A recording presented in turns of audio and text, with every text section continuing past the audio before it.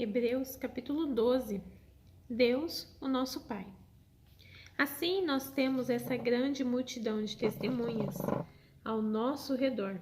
Portanto, deixemos de lado tudo o que lhe atrapalha e o pecado que se agarra firmemente em nós e continuemos a correr sem desanimar a corrida marcada para nós.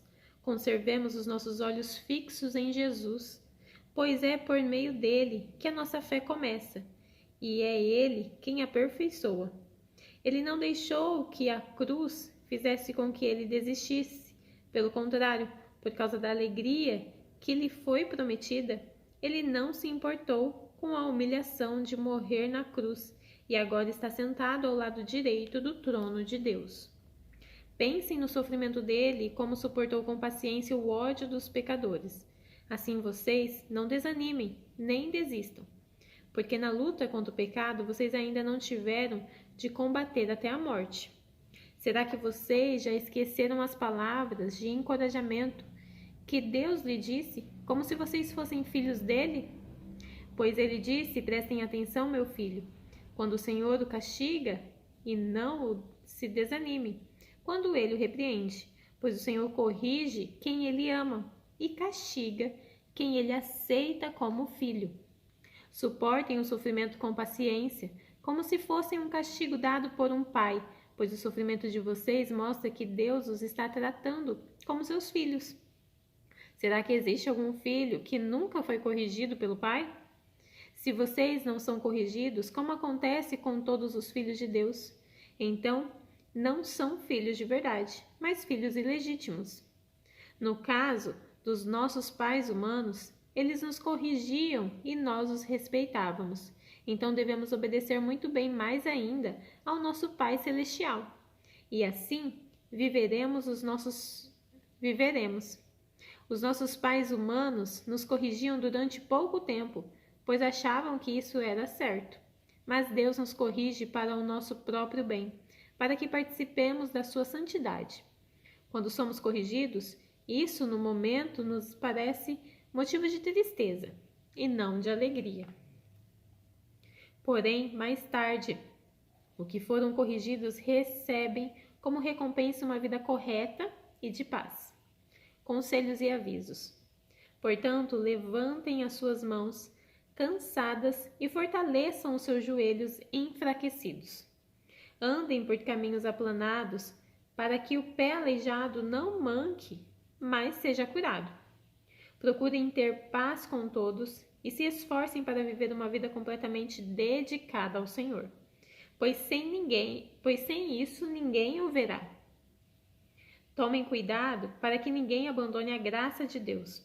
Cuidado para que ninguém se torne como uma planta amarga que cresce e prejudica muita gente, com o seu veneno. E tomem cuidado também para que ninguém se torne imoral ou perca o respeito pelas coisas sagradas, como Esaú, que por causa do seu prato de comida vendeu seus direitos de filho mais velho.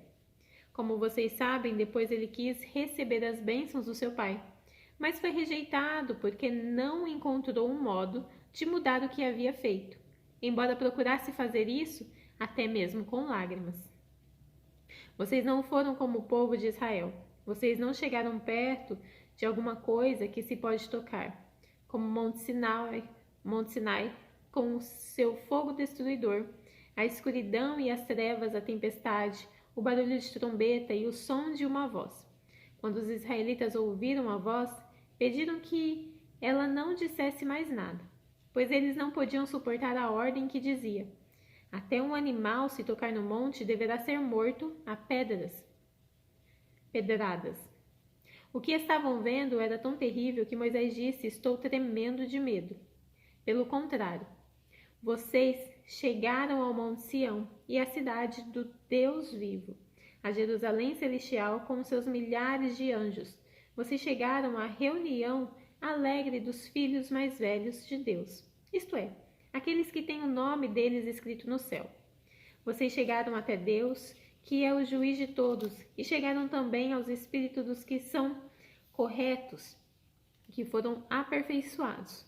Vocês chegaram até Jesus, que fez a nova aliança e que borrifou o sangue, que fala de coisas muito melhores do que o sangue de Abel.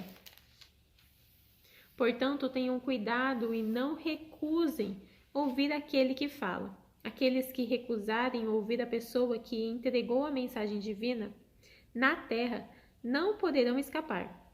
Por isso, muito menos escaparemos nós se rejeitarmos aquele que lá do céu nos fala. Naquele tempo, a voz de Deus fez com que a terra estremecesse, mas agora ele prometeu isso. Mais uma vez farei com que trema não somente a terra, mas também o céu. As palavras, mais uma vez, mostram bem que as coisas criadas serão abaladas e mudadas, para que as coisas que não podem ser abaladas continuem como estão.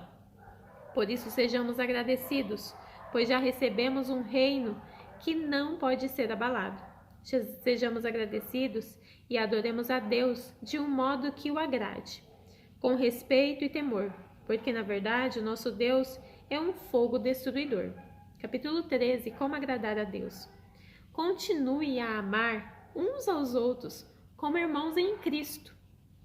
Não deixem de receber bem aqueles que vêm à casa de vocês, pois alguns que foram hospitaleiros receberam anjos sem saber. Lembrem dos presos como se vocês estivessem na cadeia com eles. Lembrem dos que sofrem como se vocês estivessem sofrendo com eles. Que o casamento seja respeitado por todos e que os maridos e as esposas sejam fiéis uns aos outros. Deus julgará os imorais e os que cometem adultério. Não se deixem dominar pelo amor ao dinheiro e fiquem satisfeitos com o que vocês têm. Pois Deus disse: eu nunca os deixarei e jamais os abandonarei. Portanto, sejamos corajosos e afirmemos: o Senhor é quem me ajuda, e eu não tenho medo. Que mal pode alguém me fazer? Lembrem dos seus primeiros líderes espirituais que anunciaram a mensagem de Deus a vocês. Pensem como eles viveram e morreram e imitem a fé que eles tinham. Jesus Cristo é o mesmo ontem, hoje e sempre. Não se deixem levar por ensinamentos diferentes e estranhos que tiram vocês do caminho certo. É bom sermos espiritualmente fortes por meio da graça de Deus e não por meio da obediência a regras sobre alimentos. Pois os que obedecem a essas regras não têm sido ajudados por elas. Os sacerdotes que servem no templo não têm o direito de comer do sacrifício que é oferecido sobre o nosso altar.